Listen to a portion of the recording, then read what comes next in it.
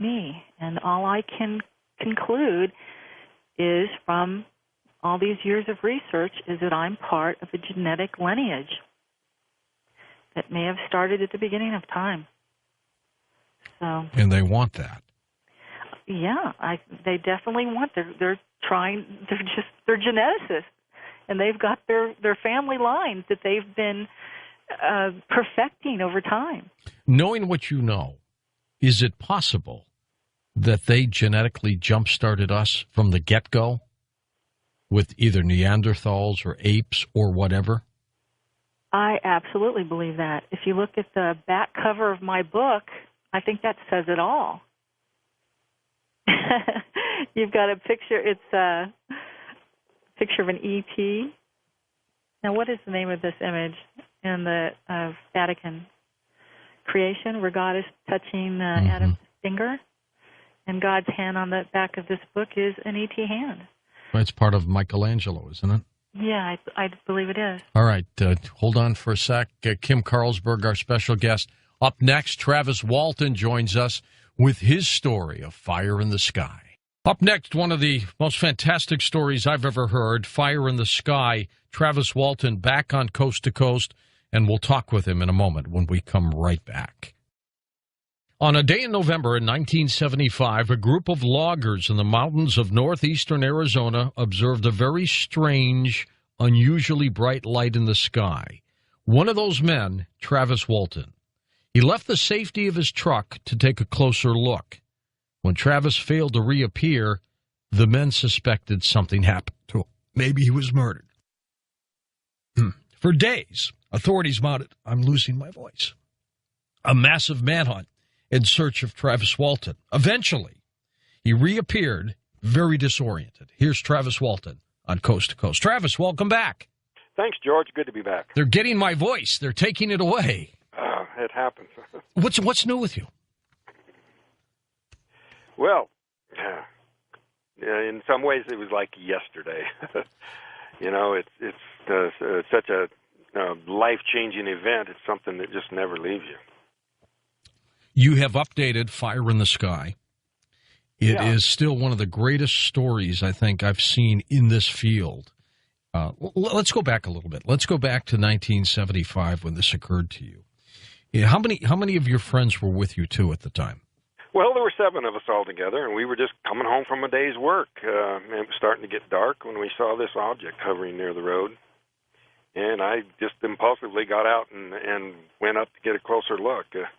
Steve and Alan insist that it looks to them like I was under some kind of control, like I was in a trance. But I was really just transfixed by the awe and grandeur of what I was seeing.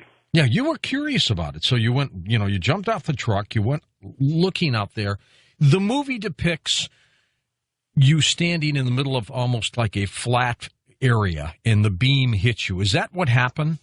Yeah, that was pretty close, except for, in the movie, it like this light comes on and just kind of picks the actor up and throws him back. But it was much more violent than that.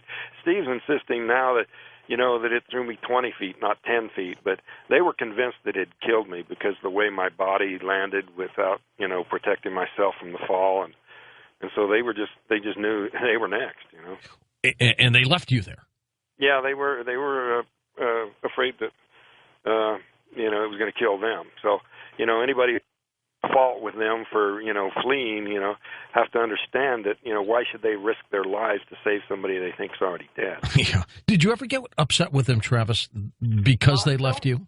No, I didn't. But my family came down on them. And so, there was a little bit of friction between me and Mike and maybe some of the other guys that, that I was blaming them. But I never did. And I have to say that they displayed a lot of courage in coming back right after that to try to rescue me.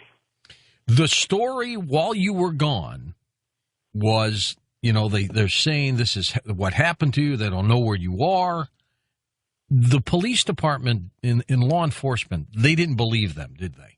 No, and all throughout the search, the lawmen separated the men out, and each guy had an officer with him that just pushed them throughout the 4 or 5 days of the search. Come on, tell us what really happened. There was maybe it was an accident. Just fess up. You killed him, and we can all go home. That's right. Which one of you killed him? Just tell us, and, let's get this done. But nobody cracked. And then weren't there a couple polygraph tests there too, Travis? Yeah, the sheriff brought in the state police polygraph examiner and tested them in, and when they passed, it was moving on to other ways to try to explain it away. And so that's been kind of my battle all these years, to try to, document and refute all these charges and attempts to explain it away. And I think I've done so, and according to a lot of observers, pretty thoroughly. I think you have too. Absolutely. At this point in your life, I mean, here we are a number of years later since this episode. It's a focal point for your life. We've met before. You've been on the show a number of times. Are you glad it happened to you, or do you wish it never did? Well, I still have to say I wish it never did. In order to cope with anything, you have to try to find the good in it if you can, and I've done that to a certain extent. But still, I'd rather it never happened. Any nightmares associated with this anymore? Oh, they were really intense right afterwards, but not so much anymore. People who hear me sleeping, hear me fighting in my sleep, but when I wake up, I don't remember the dreams anymore. So, it could have been anything. So I really don't know if I'm having those kind of traumatic nightmares anymore. Are you still remembered now as the person who was abducted? Yeah, it's come to define me, regrettably, but that's just... it is what it is. Yeah, that's what life hands me, so I have to, go with what happened. Kim Carlsberg was telling us that she thinks there's indeed a alien hybrid program going on. She thinks that they're going to intermix them with us. I'm not so sure, but the program nonetheless is something's happening. What's your take on all of this, Travis? Well, I think that my particular experience was a little different. I've gone along with the term abduction, but, in more recent years, I've kind of analyzed this and thinking that maybe it wasn't really all that intended to start with, that the beam hitting me was some kind of an accident, and that it had, possibly killed me, or at least, put me into cardiac arrest. And so what they were actually doing was trying to rescue me. In other words, rather than abduction, I'd say more of an ambulance call. That's interesting. Why do you think they came here? Who knows, and why there?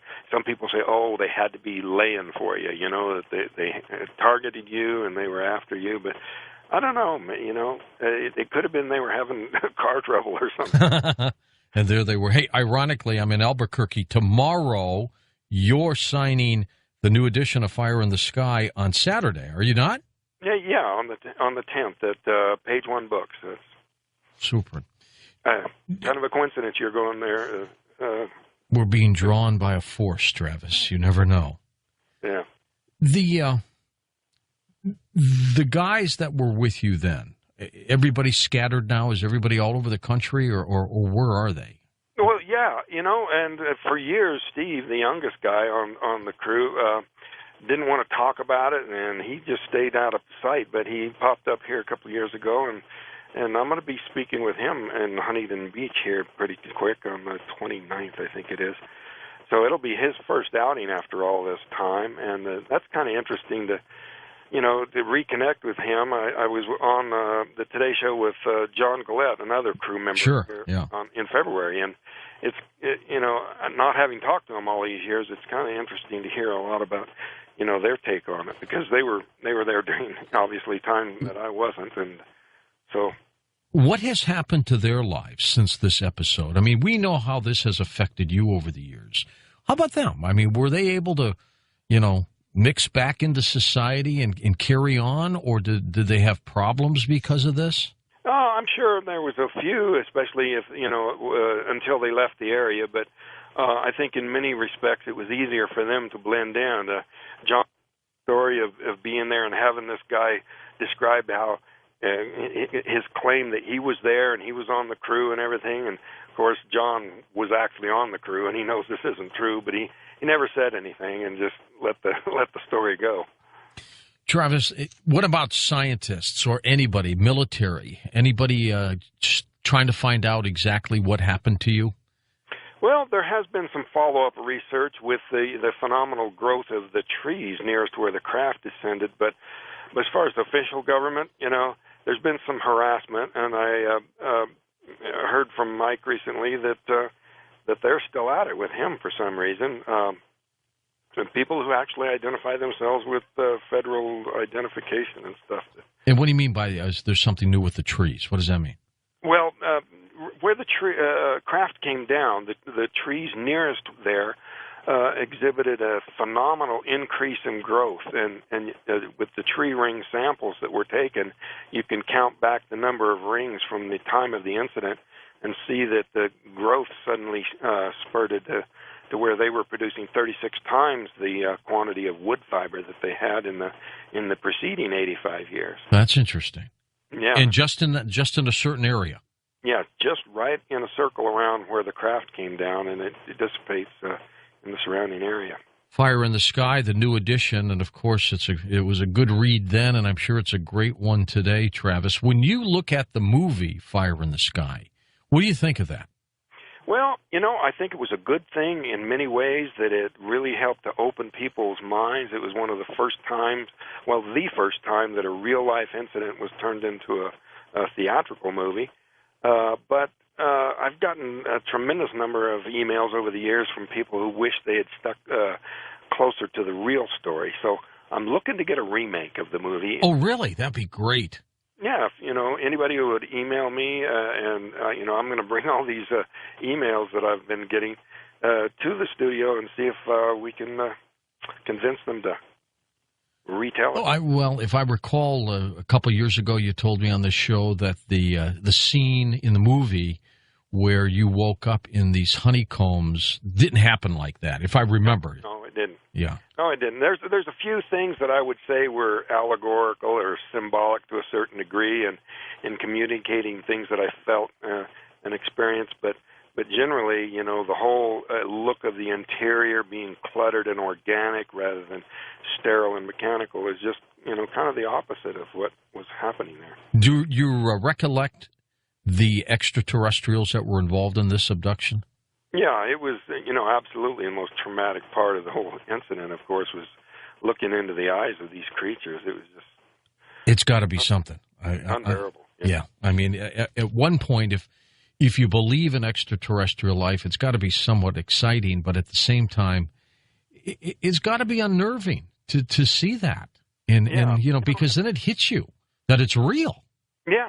And for a long time, I thought it was just the fact that these eyes were so huge and they were staring. But more and more, I'm thinking, the whole reason I was able to get off the table and they were approaching me, and that stare and the way it affected me, I'm thinking that perhaps the beam hitting me in the upper body like that caused some sort of neurological disruption that prevented them from controlling me.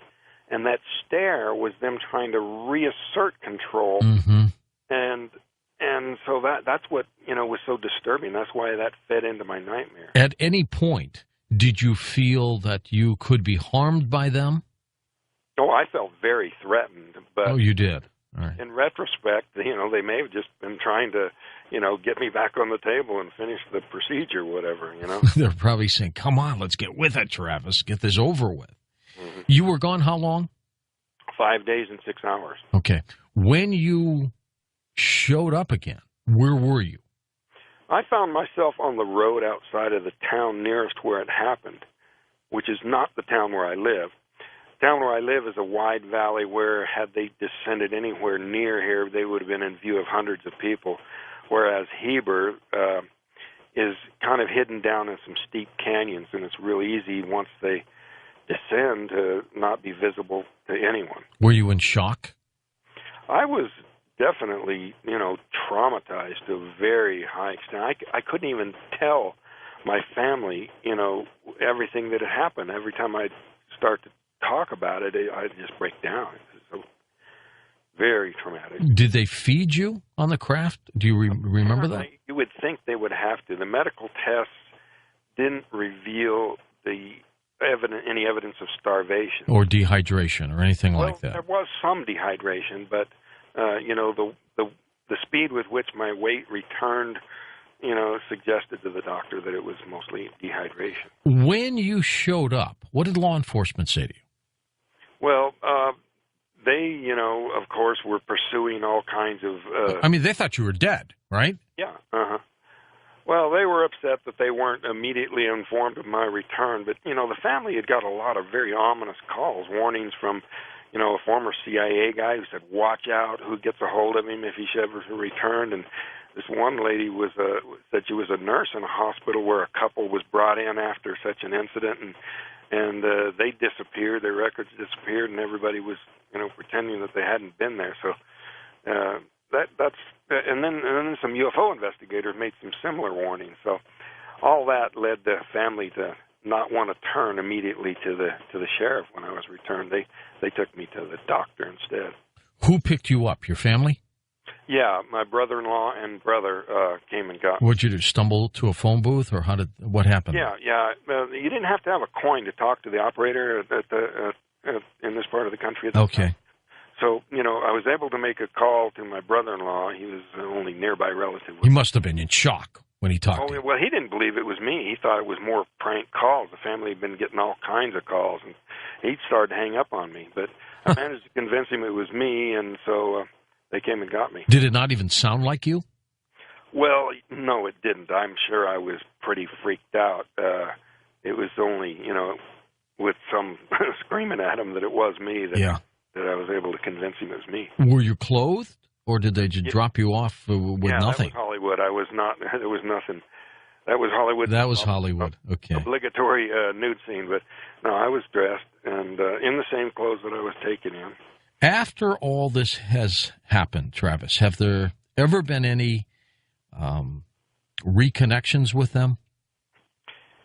Well, if I was to see something similar again, I don't know that I'd come forward. I'm complimented for being someone who was willing to come forward, but I didn't really come forward. It was worldwide news by the time I was returned. Yeah, you didn't have a choice. Yeah, the media came to me, so I was mainly just defending myself against a whole lot of crazy theories.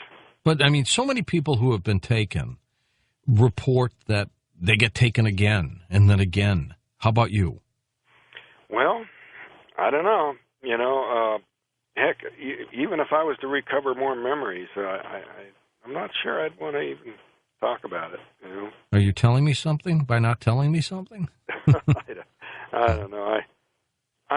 There may be. I've had some dreams that may be glimpses of something, but because my take is that they picked you up for a reason. And these aren't normally one-time things. And I would assume that it probably has happened a couple more times. Well, there was this thing when I was a kid. All my brothers and sisters teased me about it. A little bald-headed man dragging me down the hallway. It was just such a vivid dream. I spent the day looking for where he went, But, I thought... And that it was just a dream, and maybe. And this little bald-headed man could have been a little E.T. Well, that's possible, but could have been a dream too. Travis' website's linked up at coasttocoastam.com, and again, he's got a book signing. It's called the Page One Bookstore. It's in Albuquerque, New Mexico. It's going to be this Saturday from 10 o'clock to 1 p.m., 10 in the morning to 1 p.m. with his new edition, Fire in the Sky. And I don't know if any of you have not read his first book, Fire in the Sky, which is the new edition version of. You're really missing something. It's better than the movie, honestly, and it's an incredible story. I remember, Travis, this entire story, and I was mesmerized by it when it happened. You were taken. I was 25 years old when you were gone, and it was at what point did it hit the major media? After that episode, did it happen right away when you came back, or was it? Yeah, there were crews here from Japan and England before I was ever returned. So it was a madhouse. Yeah, it was a major story. It didn't get as much it started getting publicity, I think, when they started saying something happened to you, got hit by this beam of light. Yeah. I think if it was just a disappearance or a missing person, it probably wouldn't have been that widespread until after the fact when the story was here. But when you first told this story to law enforcement, I mean, did they believe you?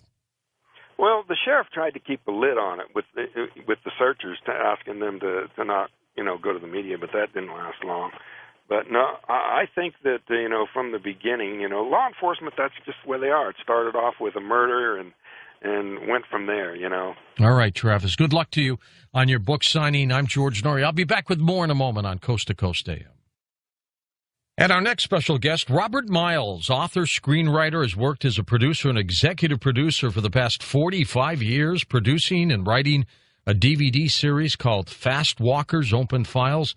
Now, it's a series that features numerous interviews with the most highly respected UFO and extraterrestrial researchers, abductees, and contactees all over the world. Here's Robert Miles on Coast to Coast. Robert, good to have you with us. How are you?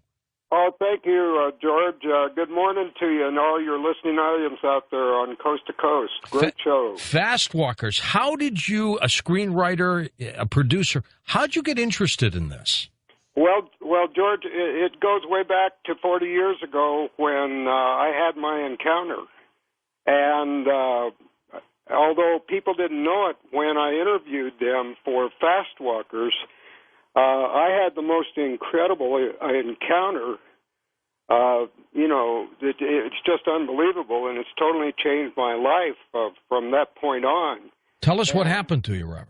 Well, most of your guests talk about being abducted, but I wasn't abducted. I went willingly.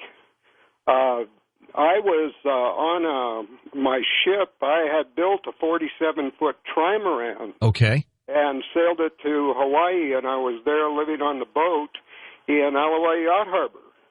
And I'm sure you've been there in Oahu, there in Honolulu, and there's 300 boats there. I've been there, it's a gorgeous area. As a matter of fact, we just built a studio for me on the Big Island near Kona. Oh, you lucky guy! I can't wait. I haven't fired it up yet, but I'm going to.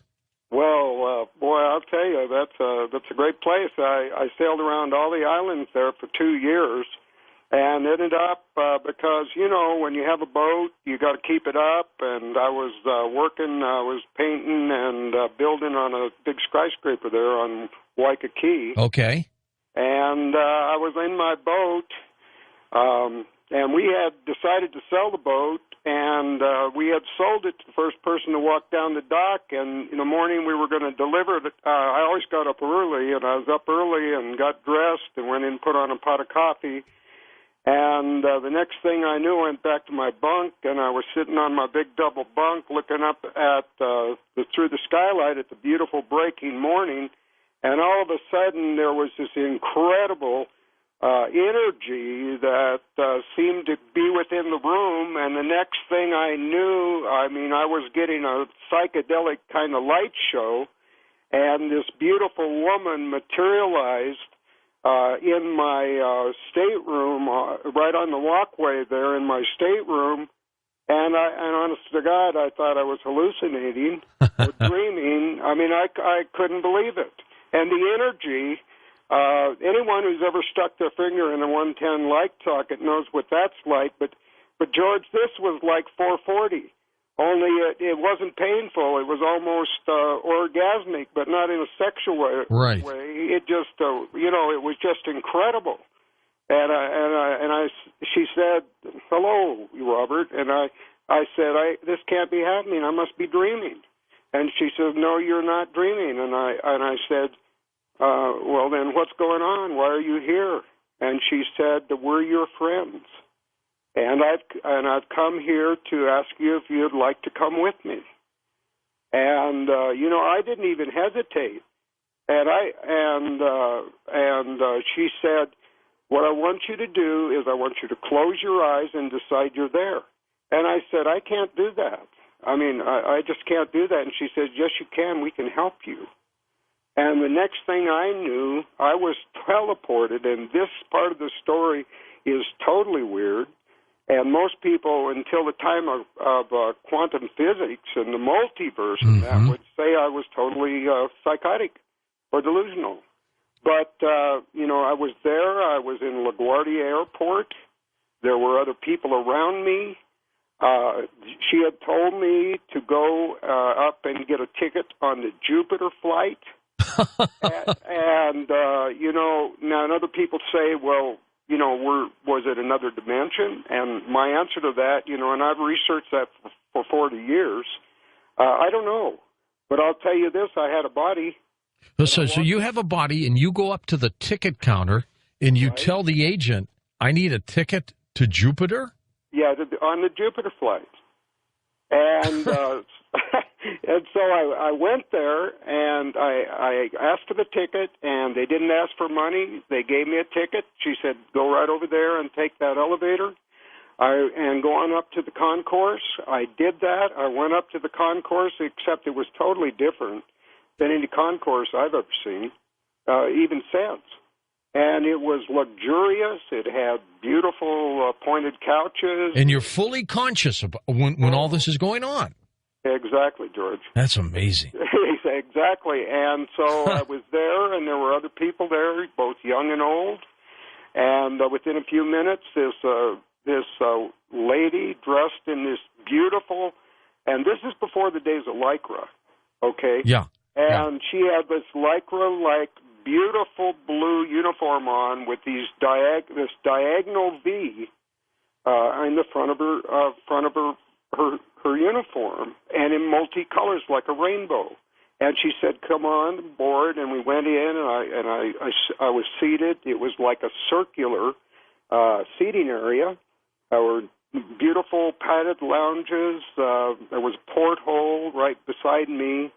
And down on the console between the two seats where I was sitting were these like digital time clocks, except digital didn't exist then in those Interesting. Days. What if you were in either a multiverse or you were way into the future?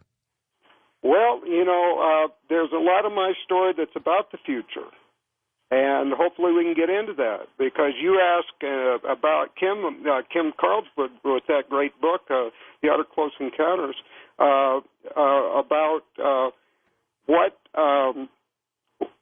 what people are thinking about the cataclysms. That's right. And the earth changes and the things that are coming down. Well, when I went to Jupiter and I was briefed for what seemed to me a day or more, but was only 33 minutes when I got back. And Brad Steiger earlier in your show said they have the power to manipulate time or to make it appear or something, and that's exactly what happened. So this had this incredible effect on you over the years. And, right. I mean, as a screenwriter and producer, did you work in other fields, or was it always, UFO-driven?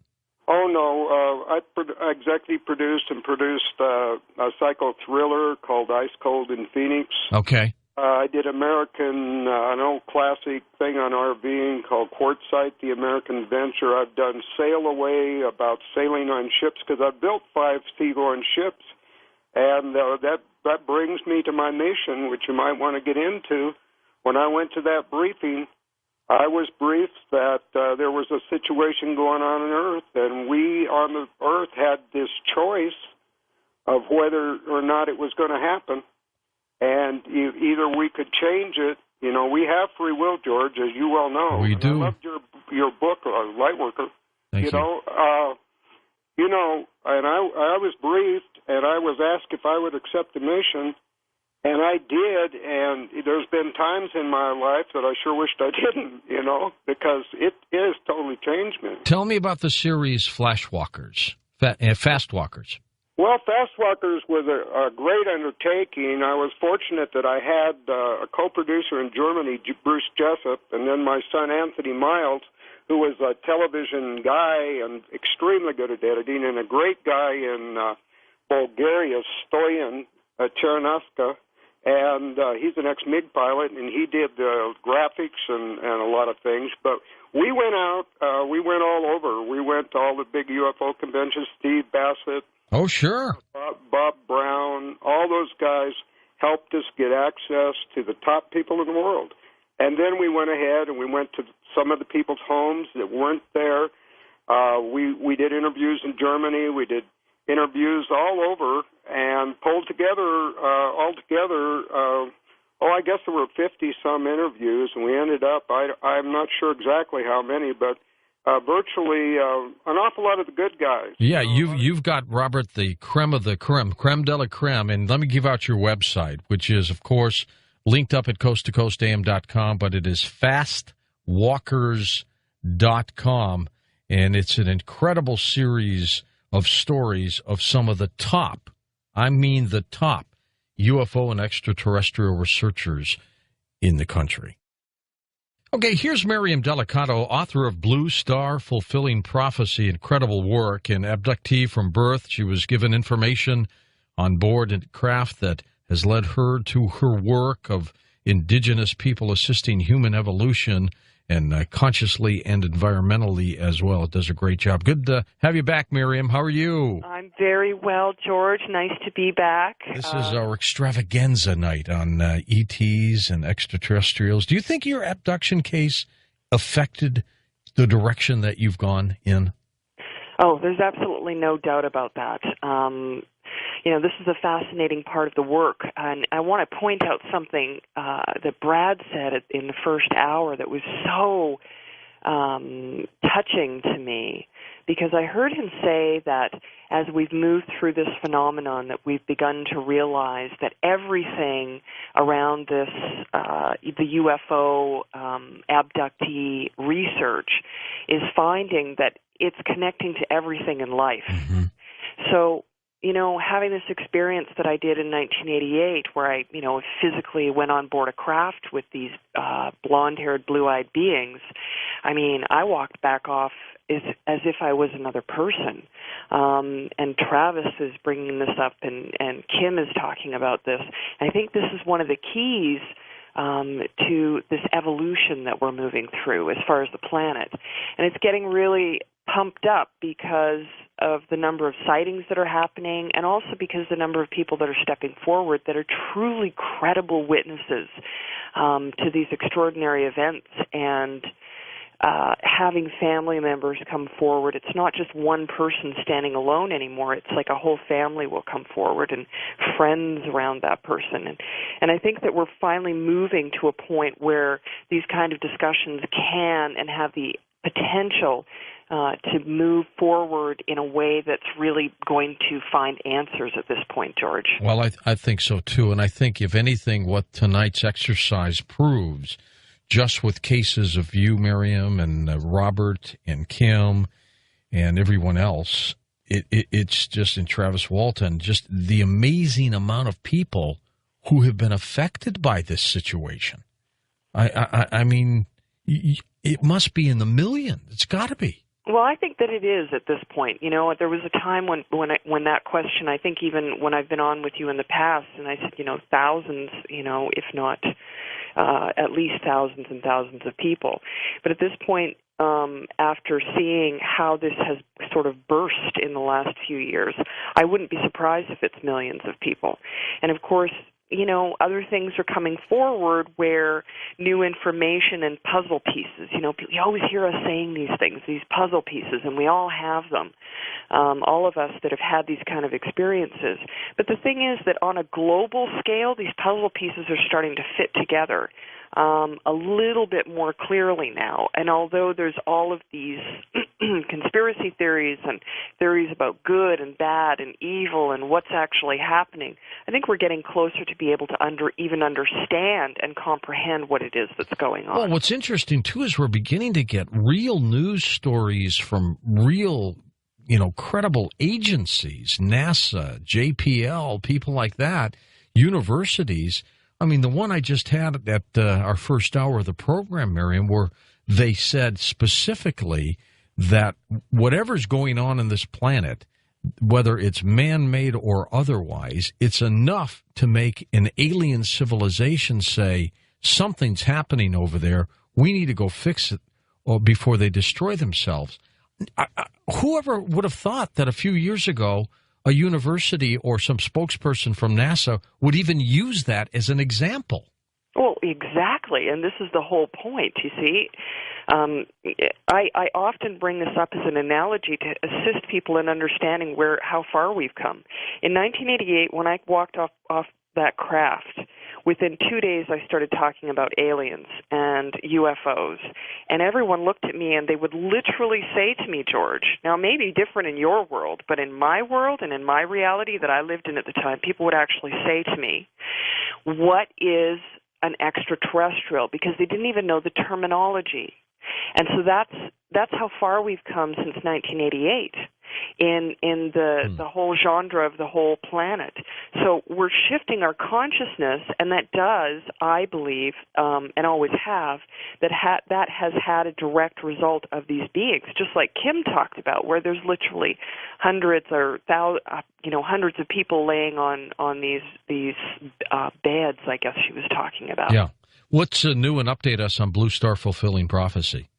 Well, there's quite a bit that's happening in that regard. I mean, I've been involved with some really exciting work as of late with the Hopi, where we actually were able to meet with the Dalai Lama. And I was present at that, and, I think that I just wanted to share that, because to say that even though I'm a UFO alien contactee, these ancient cultures have had these enormous stories that they've been holding to for thousands of years, and they're slowly being released. And now the Dogon, I'm also working with members of the Dogon tribe, who, of course, are also very much connected to the Sirius star system. Great story there. So this story for myself and the work that I've been doing has been really moving forward at light speed. And what I want to get across to you, George, what I want to really get across to the listeners is that so many years ago, when I first initiated this contact, like when they did, and put me on that craft, I couldn't even have imagined where I would be today in my personal journey. But what's relevant to the rest of the world is that all of these crazy pieces that they talked to me about all those years ago are being absolutely verified every step of the way. They're all falling in place, aren't they? They are. And so the Blue Star Prophecy, I'm still hoping that the Hopi will come forward and make statements about that. And you got to know that that's one thing that this girl is working on for everyone, because I believe that it's time that we know what that prophecy actually means, because so many people are talking about it. How much of it echoes the December 21st, 2012 Mayan date? It doesn't, and that's what I know for sure from these religious leaders, is that it's not in complete, it's not completely mirrored by what it is that's coming out in the media and through the books and through the people. It's about the interpretation, and we have to be very careful with the interpretation. So I know that these Hopi religious leaders, the interpretation is not exactly mirroring the Mayans, but it is similar. There are similarities. Oh, there sure are. Yes. Yes. I'm